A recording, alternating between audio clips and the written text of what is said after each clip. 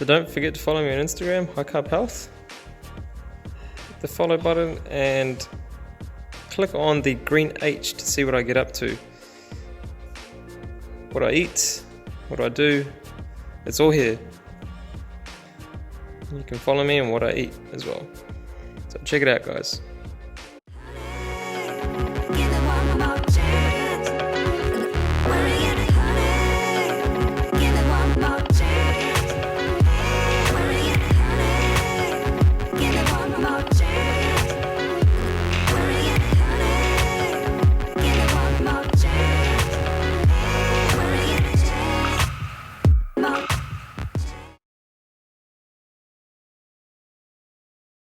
Hi everyone, we're here again at Veg and Vines with Dr. Malcolm Mackay and Jenny Cameron, and we're very excited to talk to these guys because they're from Melbourne, where I am based now.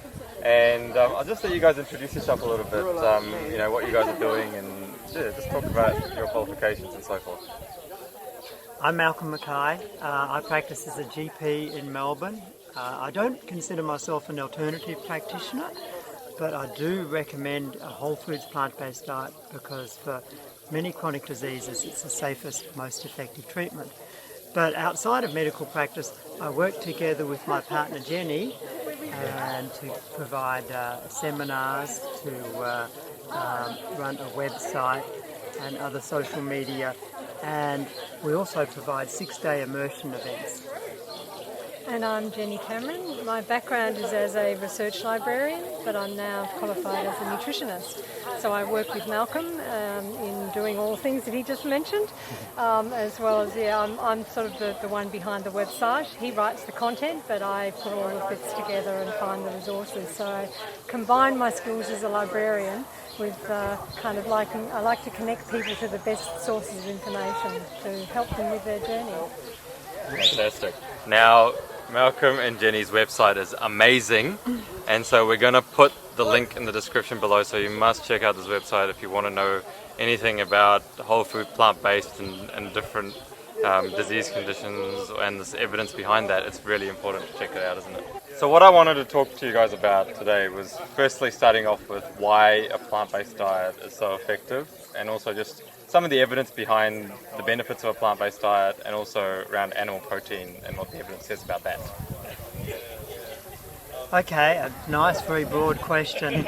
I guess whichever part of the evidence puzzle you look at, it sort of comes out as a win for plant-based diets based on whole plant foods, and it's not really good news for animal products. Whether you're looking at heart health, body weight, whether you're looking at parts in the world where they, that are the blue zones, or parts of the world where they don't have heart disease, you're always looking at people who are eating a mostly plant-based diet. The actual honing it down to the issue of animal protein, and I do prefer to talk about, like eating beans and grains or eating meat rather than calling anything protein.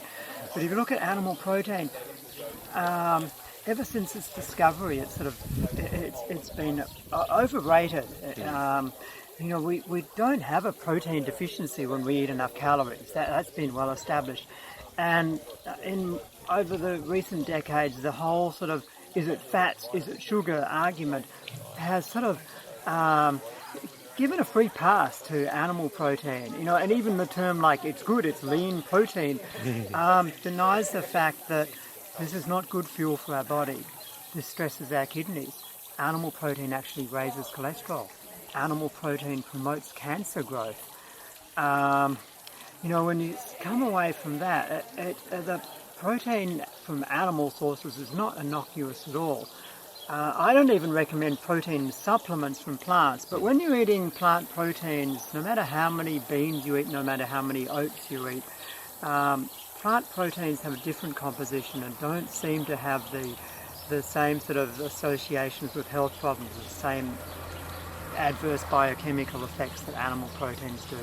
And there is research that suggests that even when you're consuming 5% of your food from animal sources, even with a very small proportion, it doesn't take a lot of animal protein in your diet to start to see on a population group basis an increase in blood cholesterol and increase in cancer risks.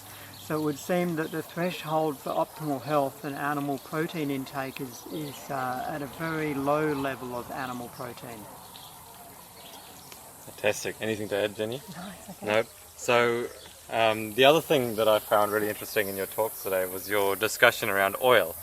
And a lot of people don't really understand, you know, even we get asked so many times, even after we've talked about the dangers of oil or high fat content, that, oh, what about this oil, or what about that oil, or coconut oil or olive oil.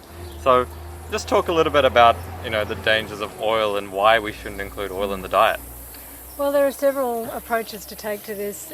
If you look at at a nutrient table, you look at how many calories there are, say in 100 grams of 100 ml of oil, and what nutrients are in there.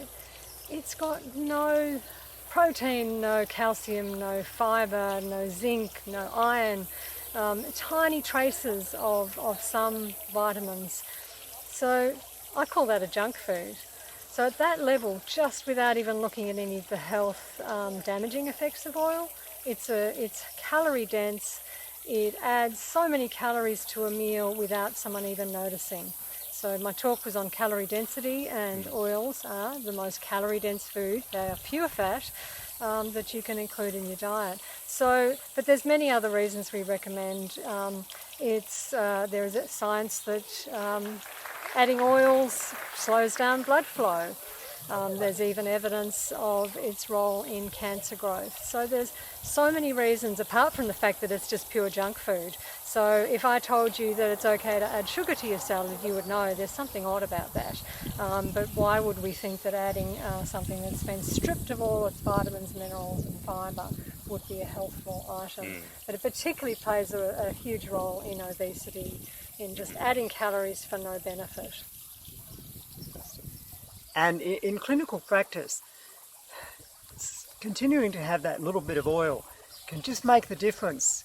You know, with a person with heart disease, diabetes, with a weight that just sticks at a plateau and won't quite go down, or the person that has rheumatoid arthritis, osteoarthritis pain, just that little bit of persistent oil in the diet can be the difference between pain-free mobile joints and stiff joints. And there's one more thing to add. If someone is not going out of their way to avoid oil, I know that they're going to be getting a lot of oil. It's in everything. It's in packaged foods. It's in foods when they eat at a cafe, eat at a restaurant. So if I hear from someone who is trying to do whole food plant-based and they're not going out of their way to avoid oil, there's going to be a lot of oil in their diet, and it contributes to a lot of their calories.